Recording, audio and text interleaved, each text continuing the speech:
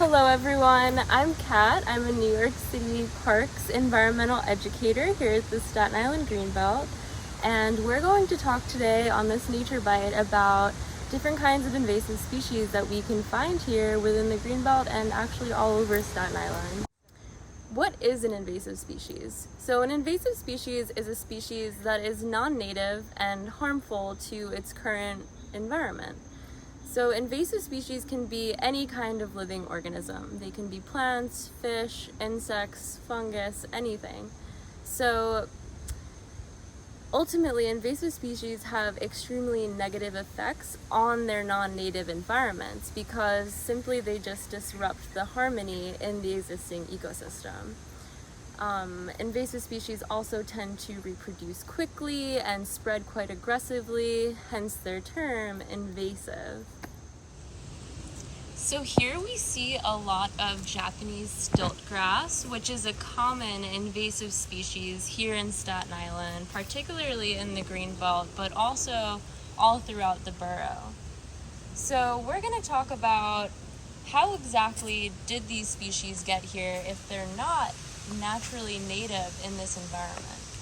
So there are a number of ways that invasive species find their way to non-native environments.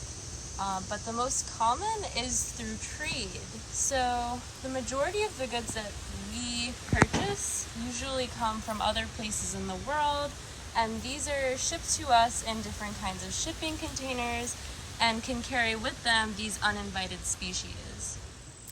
For instance, certain insects can get into wood or other forms of shipping crates and are then released into new environments. Even the ships that transport these containers can carry with them different kinds of aquatic organisms in their ballast water or on their propellers. When the ballast water is then released into the new port that they arrive at, these organisms are released into the water. Also, some invasive plant species are also brought over to this country just for ornamental purposes, but can easily escape into the wild. Bamboo is a great example of this. Bamboo is a non-native plant species to New York and is quite invasive, and it's likely due to an escape from an ornamental garden that was just, meant to be something beautiful that people can look at, but it turned into quite an invasive species in and of itself. So another very common way invasive species find their new homes in these non-native environments is through the accidental or intentional release of pets. So for example, many people commonly release their goldfish into their local ponds. And you don't think too much about it, but what exactly happens when you release your goldfish into the pond? What's so bad about that? So when we release a goldfish into a non-native pond, it can begin to take resources like space and food that the native species in this ecosystem actually need to survive. When you release your goldfish into the pond, it probably doesn't have any natural predators here. So this means that it kind of poses a huge issue to the balance of this ecosystem. They can take over very quickly if they don't have any predators, and they'll flourish quite abundantly. So the native wildlife in this pond may not have evolved defenses against the invasive species of your goldfish, where the native species can then easily be outcompeted for resources. Because of this disruption invasive species pose on native ecosystems, the native species in this particular ecosystem may be replaced by the invasive, as we see in this pond. This leads to loss of biodiversity in the ecosystem. So what is biodiversity and why is it important? Biodiversity is the variety of life in a particular habitat or ecosystem. Having high levels of biodiversity in any ecosystem is vital to the checks and balances of all of the organisms living in harmony within that particular environment. Now, some of you may be saying, well, if these invasives are such a threat to biodiversity and our ecosystem as a whole, why don't we just remove them?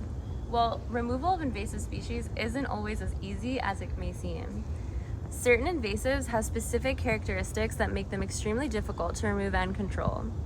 For example, another common invasive in Staten Island and all over the city is Japanese knotweed. Knotweed has no natural predators in the area, so it's never eaten by deer, for example.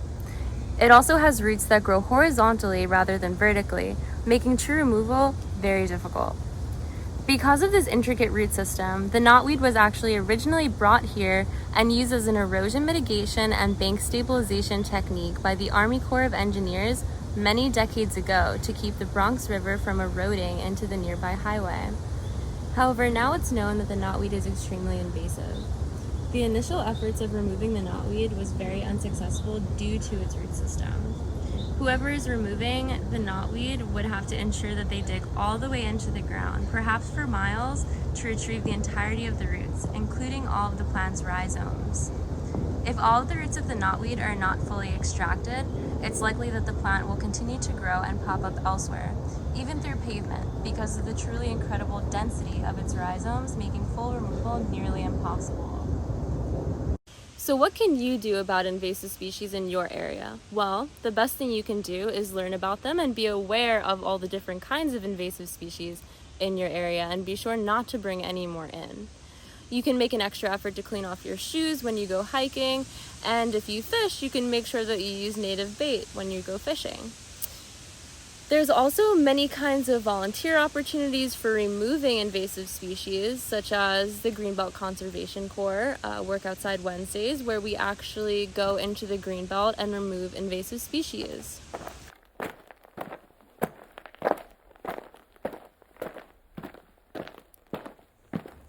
Thank you so much for joining us for today's Greenbelt at Home virtual program. For more virtual content just like this, be sure to visit our YouTube channel at the Staten Island Greenbelt. You can also stay connected on Instagram at SI Greenbelt, on Facebook at the Greenbelt Conservancy and Greenbelt Environmental Education, as well as at sigreenbelt.org. We've worked really hard to create content for everybody, and we can't wait to see you out on the trails or right there where you are enjoying Greenbelt at Home. Thank you again.